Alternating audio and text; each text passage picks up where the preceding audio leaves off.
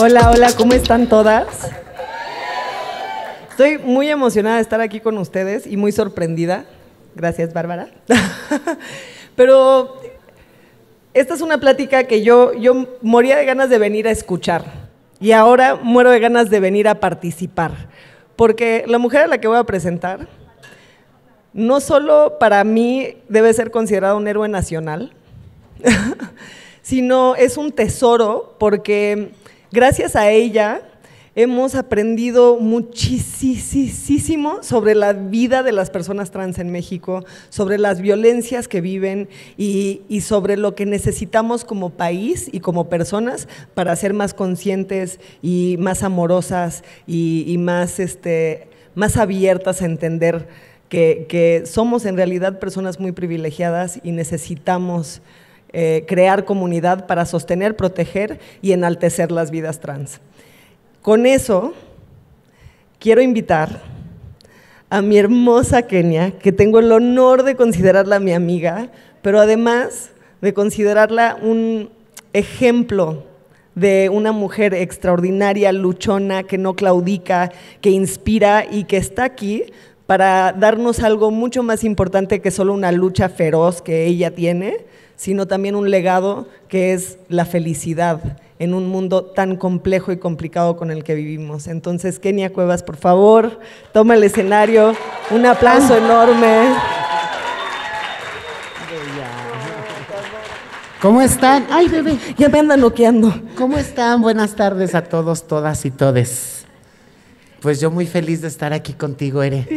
Estoy muy emocionada. Me gusta mucho esta edición de Decididas porque me parece que en la primera edición hablamos sobre cómo romper todo, abrirnos, y ahora estamos hablando de reinventarnos, reivindicarnos, tomar de nuevo las riendas de nuestras vidas, y siento que tú siempre has sido un ejemplo de eso, y para mí la frase que más me ha inspirado en la vida, sobre todo en este último año que fue un año tan difícil, es: nuestra venganza es ser felices.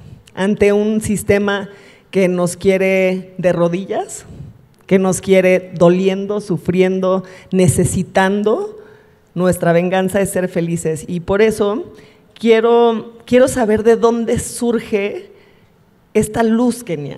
O sea, porque yo y creo, no sé si han visto el documental sobre su vida, pero desde que la conozco siempre he pensado qué situaciones más cabronas y qué sonrisa más hermosa, güey.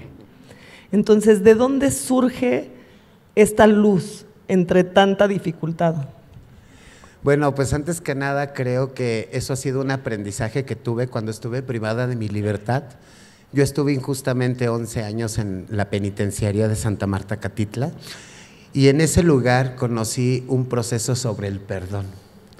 Y entonces yo iba al taller que nos daba una trabajadora social y era sobre el perdón, ¿no? Y decía, pues es que hay que perdonar.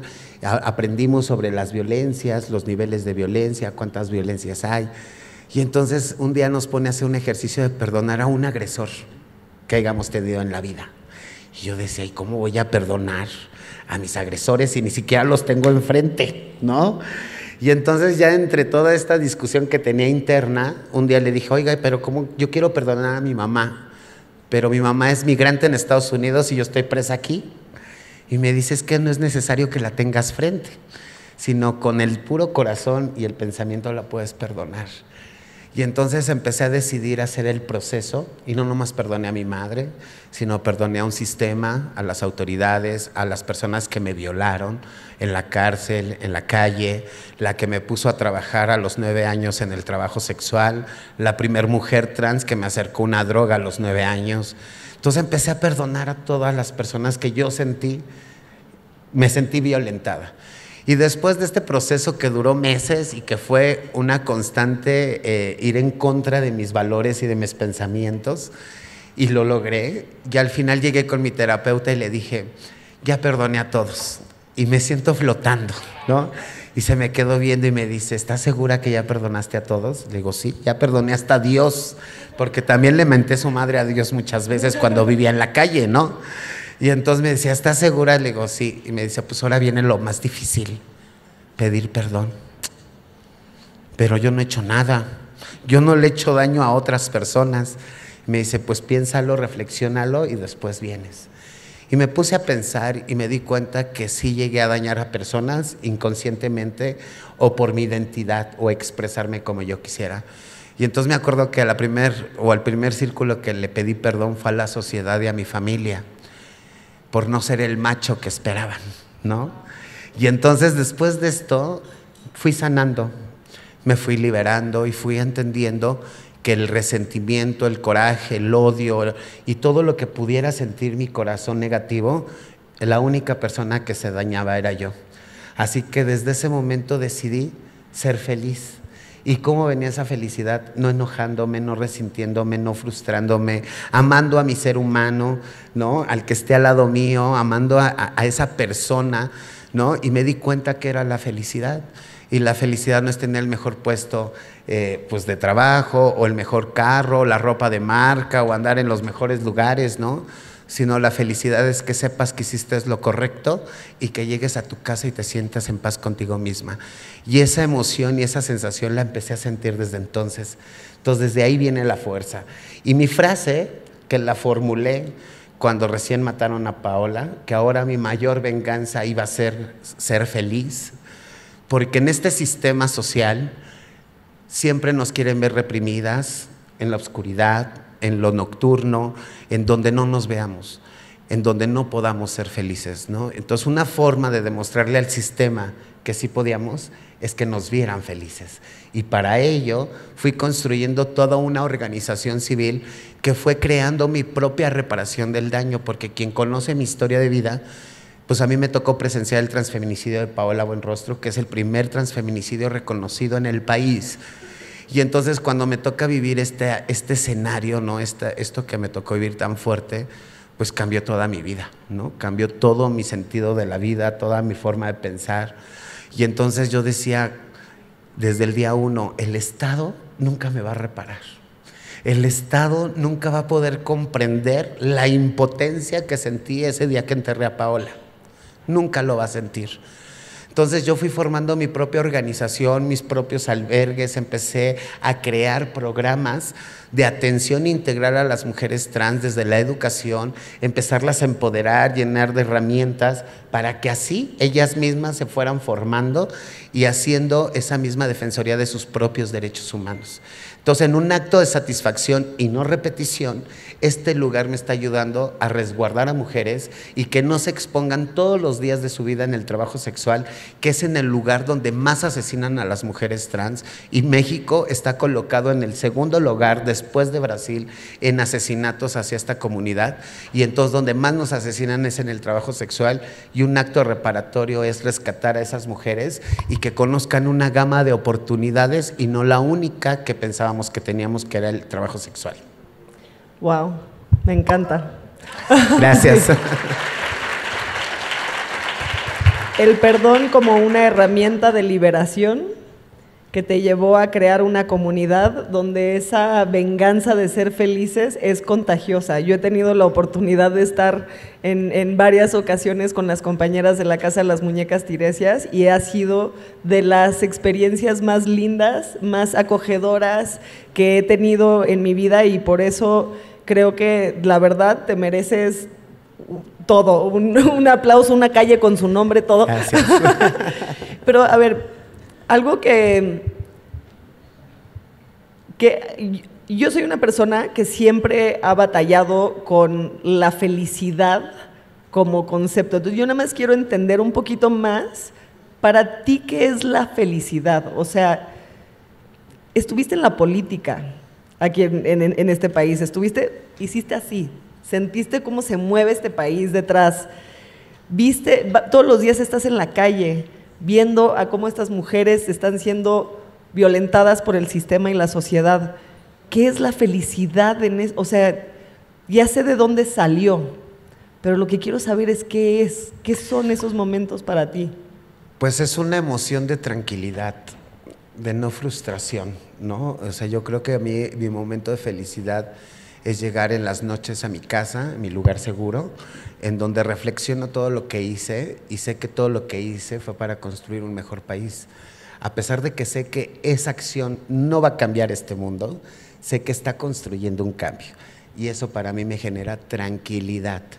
Y esa tranquilidad la he traducido en felicidad, porque solamente una persona tranquila puede ser feliz. Una persona que no está tranquila con sí misma no puede encontrar la felicidad, no puede encontrar ese estatus de tranquilidad, de reflexión, de sabiduría, ¿no? Y también de entendimiento, porque no todo es malo en este caminar, ¿no? O sea, sí entiendo que he pasado cosas difíciles, pero también el encontrarme en una revictimización no me ha ayudado en nada. La única persona que se ha venido dañando todos los días de su vida he sido yo. La misma resentimiento que se ha generado en mi vida por todas las violencias, la única que se dañó fui yo. Imagínate ese policía que me violó a los 10 años, cuando yo tenía 10 años, que toda mi vida viví con eso. Inclusive yo veía a un policía y me ponía nerviosa y todo el tiempo sufría por esa violencia. 20 años pasaron y yo seguía llorando en las noches porque ese policía me violó. Y ese policía hizo su vida y te lo puedo asegurar que nunca se acordó en todos esos 20 años que a mí me violentó esa vez. Entonces, a mí sí me dejó marcada, pero también he entendido que liberarme me ayuda a entender lo que es el concepto de la felicidad y que la felicidad no se traduce, te decía hace rato, en cosas materiales, ¿no? Sino más bien es algo más espiritual y que no tiene que ver con tener la familia feliz, con el perro y los hijos, ¿no? Tiene que ver mucho más allá, hacia una tranquilidad interna, propia, única y que nomás puedes experimentar tú. ¡Qué belleza! ¡Wow! Gracias. Eso no solo me inspira, sino como que me ayuda a entender. Hace poco leí que el camino de la sanación es hacerte responsable por el papel que juegas en tu propio sufrimiento. Así, y cuando te empiezas a dar cuenta de las responsabilidades que tienes la capacidad de cambiarlo. Eso me parece súper valioso. Ahora, totalmente. ¡ay! ¿Cómo que 8 minutos? ¿Qué es esto? ¡Espérense! ¡No! Ahora, estamos ante una etapa de una Kenia ligera y feliz. Yo ya sé por qué. Creo que muchas de las personas que seguimos a Kenia tenemos claro que han sido unas semanas importantes para ti. Me gustaría que les contaras a todas estas personas que nos están escuchando y viendo qué sucedió hace poco y qué significa eso para ti, para tu legado y qué viene para Kenia a partir de este momento pues histórico, importante no solo para ti, sino para todas las personas que somos pues parte de esta sociedad, ¿no? Efectivamente, el reinventarme tiene que ver con lo que sucedió en estos días. Como ustedes saben, Paola cumplió 7 años, 5 meses de haber sido asesinada. Y desde entonces yo he venido rescatando los cuerpos de las mujeres trans que mueren en estos contextos de abandono. He rescatado a 66 mujeres que nadie de su familia ha reclamado sus cuerpos. Y bueno, pues de estos cuerpos siempre los tuve como en fosas individuales y prestadas del gobierno. El Panteón San Lorenzo Tezonco es un panteón público que por 7 años te presta una fosa y después de 7 años tú tienes que reubicarla o tienes que pagar otro periodo más de tiempo. Entonces yo siempre viví preocupada desde el día 1 porque yo decía, yo quiero construir una tumba donde podamos dignificar a las mujeres, reconocer sus identidades, pero que sea algo emblemático para que visibilicemos esta problemática social, ¿no? Esta problemática que las mujeres trans enfrentamos todos los días. Entonces fui tocando puertas durante 7 años, impresionantemente, o sea, todos los que yo veía funcionarios les decía, necesito una tumba, ¿no? Sin saber con quién era la onda, ¿no? Pero yo a todos les decía, ¿no? Entonces, pues todo el mundo me decía que no se podía, otros me decían es que no es con nosotros, otros sí me daban medio la ruta, ¿no? Al final que el año pasado logré construir el primer mausoleo para mujeres trans en México y en el mundo. Y en la historia de las mujeres trans. Y ya logré otro segundo mausoleo que está en Nezahualcóyotl. Pero bueno, cuando ya llegó este primer mausoleo le pusimos el nombre de Casa de las Muñecas Tiresias y también como subtítulo le pusimos Paola Buenrostro, ¿no? En homenaje a mi compañera. Sin embargo, solicité a través de un juez una reubicación, una exhumación prematura con cadena de custodia, ya que lleva una carpeta de investigación. Y este martes logré exhumar los restos de Paola. Fue un momento de reencuentro con ella. Estuve frente a sus restos mortales y pude decirle que cumplí con mi promesa. Porque cuando la enterré yo le prometí que yo no iba a descansar hasta no cambiar el sistema. Yo no sé si lo he cambiado, lo que sí sé es que todos los días me levanto con esa idea y esas ganas de hacerlo. Y sé que estoy cumpliendo mi promesa. Entonces, al ver a Paola ingresar a su mausoleo, para mí fue muy poderoso porque descansó mi alma. Descansó mi alma porque pude darme cuenta que ella iba a quedar en un lugar donde nadie la va a poder mover nunca en esta historia, y que va a ser un lugar muy digno para ella, donde vamos a recordar su memoria como tal, y que también algo muy importante que sucedió es que logré el primer cambio de identidad post-muerte. Le hice su cambio de identidad en sus documentos legales, y ya en el registro de acta de función y documentos del panteón ya aparece como Paola Buenrostro.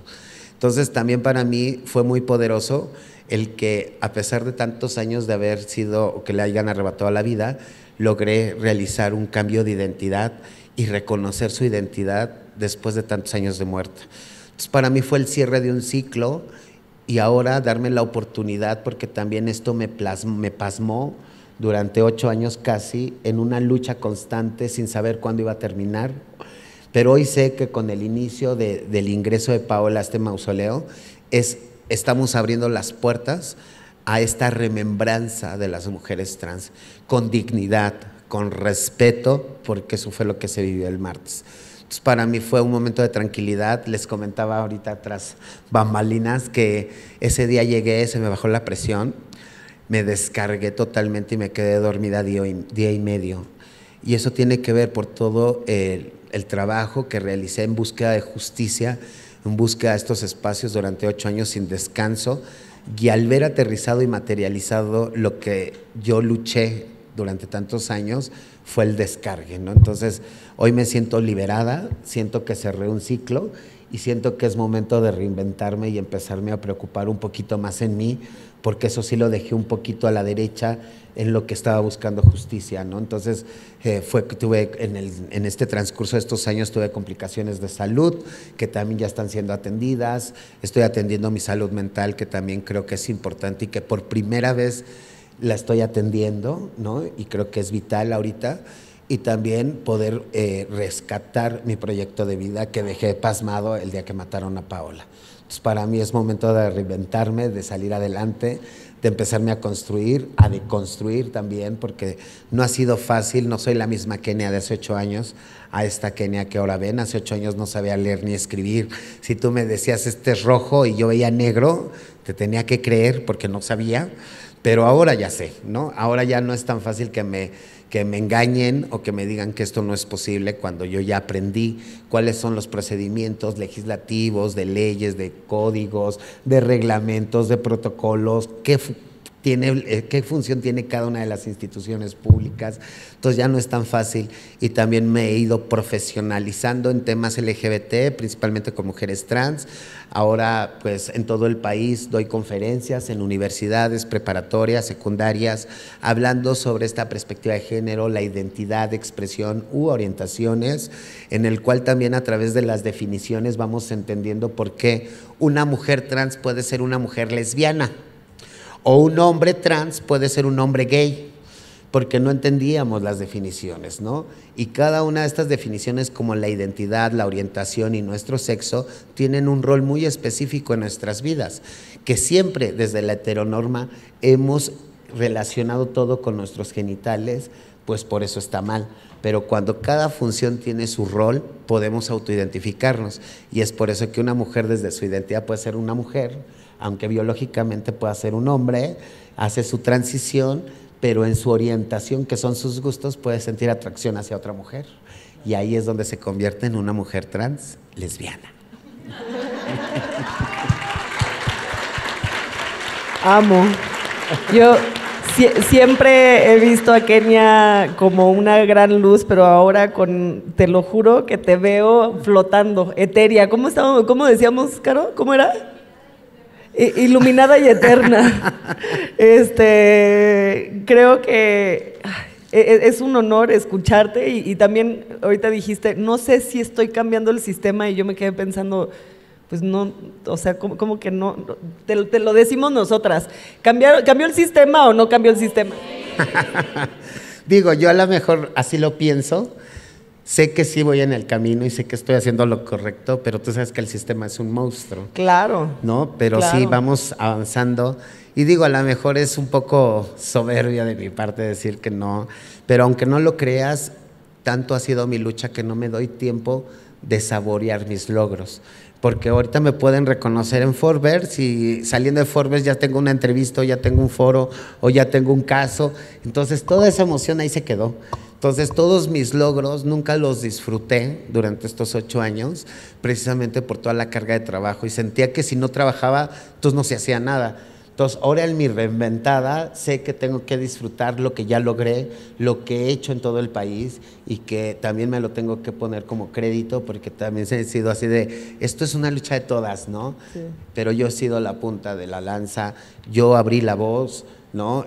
Levanté las cloacas en ese entonces de las mujeres trans, algo que todos sabíamos que existía, pero que nadie quería hablar de ello, y yo al hablarlo con toda esta naturalidad, porque yo lo viví, ¿no? Al a exponer mi vida y decir, desde los 9 años me tocó ejercer el trabajo sexual en esta sociedad, a esa edad conocí las drogas, estuve 18 años en calle y después criminalizaron mi consumo y me metieron casi 11 años presa a la cárcel, salí absuelta porque traía una sentencia de 24 años, salgo absuelta, y cuando salgo empiezo a trabajar en prevención de VIH con trabajadoras sexuales, y durante 6 años logro controlar la pandemia del VIH con el trabajo sexual.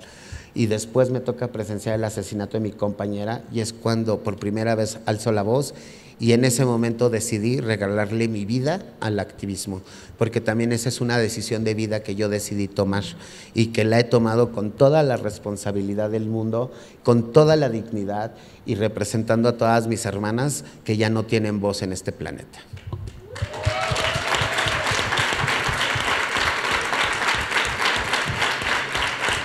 Pues para cerrar, a mí me emociona mucho si durante estos años te hemos visto peleando y dejándote a un lado, cuando te integres, te reinventes y en este camino en el que estás, todo lo que vas a poder lograr, te voy diciendo anticipadamente gracias.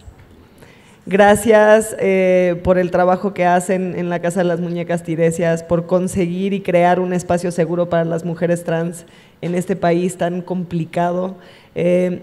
Antes, y nada más para cerrar, ¿cómo nos ves? Ya sé que esa es una pregunta como para 3 horas más, pero ¿cómo nos ves como país? ¿Cómo vamos? ¿Crees que estamos cerca de crear espacios donde las mujeres trans no sean tan violentadas, donde podamos salir todas las personas a decir que las vidas trans importan y empezar a luchar? Pues yo creo que vamos en un muy buen camino. México.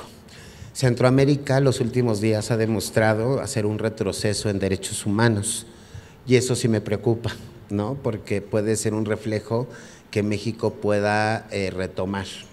Sin embargo, de los 126 millones de mexicanos, en el censo que hizo el INEGI hace 2 años, pues comprobó que 5 millones de mexicanos somos LGBT. Y siendo que fue un ejercicio totalmente discriminatorio, les voy a decir por qué, porque fue un cuestionamiento que hicieron desde lo digital, y con toda la dificultad y discriminación que hemos enfrentado a las personas LGBT desde el ámbito educativo, pues no tenemos muchas de nosotras herramientas digitales o acceso a un teléfono o al internet. Entonces, esta encuesta no la contestó más que una 1/4 parte de la población LGBT. Y entonces estamos pensando que son 20 millones de mexicanos LGBT. Entonces somos 1/4 de la población mexicana, que eso sí puede garantizar que esta lucha que hemos emprendido pueda mantenerse, como vamos, ¿no? Buscando los derechos humanos, reconociéndonos. Porque yo siempre lo he dicho, ahora, si no quieren reconocer que soy una mujer trans, no quieren reconocer mis derechos humanos, pues también no me cobren impuestos, ¿no? No sean cabrones, ¿no? Entonces, porque siempre lo he dicho, ¿saben cuál es la institución que nunca me ha discriminado en el SAT? Hasta señorita me dicen, cuando yo soy toda una señora, ¿no? No, y cálmate, cuando llegas al SAT, encuentras una línea de decanes que te explican, señorita, ¿qué viene a hacer? Ay, fíjese que vengo a imprimir mi RFC. Pase de este lado, tenemos las computadoras, las impresoras, se mete a la aplicación, busca tal pestañita, le da clic y hasta te van explicando, mana. Y tú ya en la confianza, oye, manita, pero yo no le sé a la computadora. Ay, no se preocupe, deme sus datos yo misma, ahorita mismo. Yo me encargo de cobrarte. Ahorita es chinga, ¿no? Y yo digo, y me pregunto, ¿por qué no tenemos esa atención personalizada cuando nos asesinan a una de nuestras mujeres? ¿O por qué no tenemos esa atención personalizada cuando un niño en la calle está en la calle? ¿No? O cuando una persona adulta mayor se acerca a un programa social. ¿Por qué no somos congruentes como sociedad? Y esa es la realidad. Nos han engañado que la salud y la educación es gratuita en México. Díganme ustedes, ¿a quién le ha salido la salud y la educación gratuita? A nadie. Pero seguimos siendo objetos de engaño por nuestros poderes, por nuestros gobiernos, sin cuestionarlos. Y eso es algo que yo he hecho. He cuestionado a los gobiernos, he cuestionado a las instituciones, las he denunciado, ¿no? Y jurídicamente he ganado porque los derechos humanos y las leyes son para todos. Y eso es lo que no hemos entendido como país, ¿no? Ya olvidémonos si somos trans, lesbianas, bisexuales, homosexuales, transgénero, transvestis, queer, ya olvídense de eso. Somos seres humanos que reímos, lloramos, cagamos, nos echamos pedos y vamos al mismo hoyo. Y esa es la realidad de todos aquí, ¿no? Así es, todos los derechos para todas las personas. Exacto. Pues muchísimas gracias Kenia, eres maravillosa, gracias a todas por escucharnos, gracias Bárbara por la oportunidad de sentarme aquí con mi héroe. Les deseo que disfruten muchísimo su tarde, gracias Kenia, otro aplauso por favor. Pues muchas gracias. Ay. Muchas gracias y nada más les quiero decir que vale la pena luchar por nuestros ideales y nuestras convicciones y que todo lo que imaginemos en esta vida es real si nuestros corazones así lo desean y es por eso que les digo que mi mayor venganza será ser felices. Gracias.